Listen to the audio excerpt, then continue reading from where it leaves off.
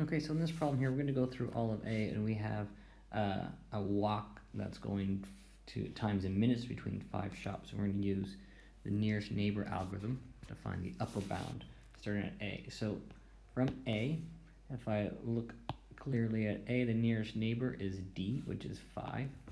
I'm going to go A to D, which is length of 5. And then from D, I look there, my next smallest one is going to go to B, and that is 3, and I erred, I can't even read my, A to D is not 5, it is rather 3. And then from B, I have to look and see where I want to go. So from B, the closest neighbor that's not been used is C, so I'm going to go B to C, which is 4. And then from C, I've already got A, B, C, and D. I have to go then to E. It's the last one, so that is going to be 8. And then I'm going to go back to A, which is going to be 5. And if I add these up, I see that it is 23 is the value I get. Okay, so there we go for... Okay, so now for B part, we want to use the deleted vertex algorithm to verify that 21 is the lower bound.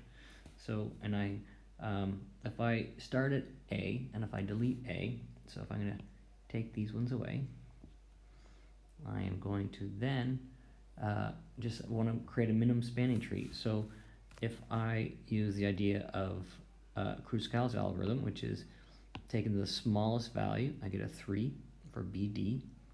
And so I always like to draw the tree so I get a sense of what's going on. 3. And the next smallest side available is a BC, which is 4.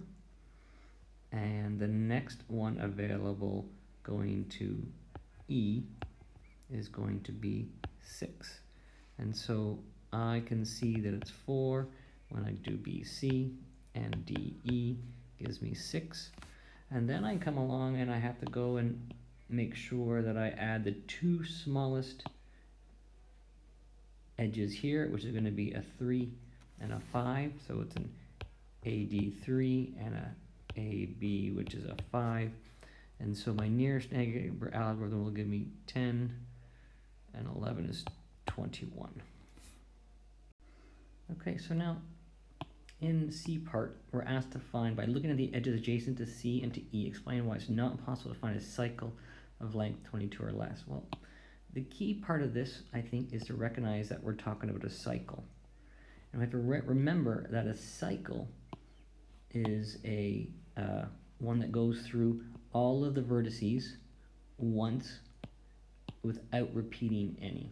So I want to go through all A, B, C, and D and E and not repeat any. And if I'm going to look at C and E, as they're asking me to do, if I look at the ones that are coming out, I know for a cycle I have to come in somewhere and then I have to come out somewhere. And if I'm looking to show that it can't be 22 or less, so then I'm going to have to choose the 2 smallest ones. So if I choose this one and this one for C, and then I look at E, I want the smallest 2 in and outs of E, I can see that the 6 and the 5 are the shortest ones available. So those are the minimum ones available. And so if I think of what that means that I can have the smallest out of C is going to add up to 4 plus 5, which is 9, and the smallest out of E is going to be 6 plus 5, which is 11. And so in total, the shortest possible way out of the vertices C and E are 20. Now, I know I have to connect A somehow. The actual shortest value to connect A would be this one here. And now, granted, I don't have a proper cycle now, but that's the shortest value that I could connect next, which then means I have a minimum length of 23, and all the vertices are actually accounted for now, and so it means that my minimum cycle is 23. And so that so if I look at the question, show that the cycle will be 22 or less, it can't be that. Well, I've just shown it's got to be at 23 or more. And then finally, the shopper decides they need to start and visit shop A, but their last visit before return day has to be shop B. How to do this? Well, if I think about this, basically it means I have to go at the very end. I have to go B to A.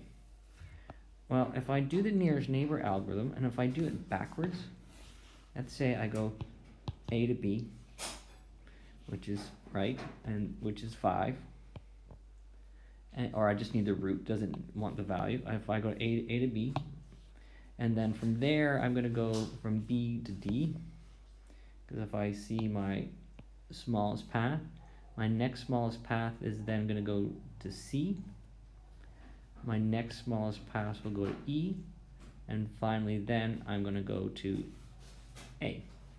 And so I go A, B, D, C, E, back to A.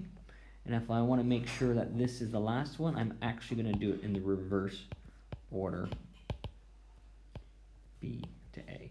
So this is the route that I would follow in order to make sure B is last.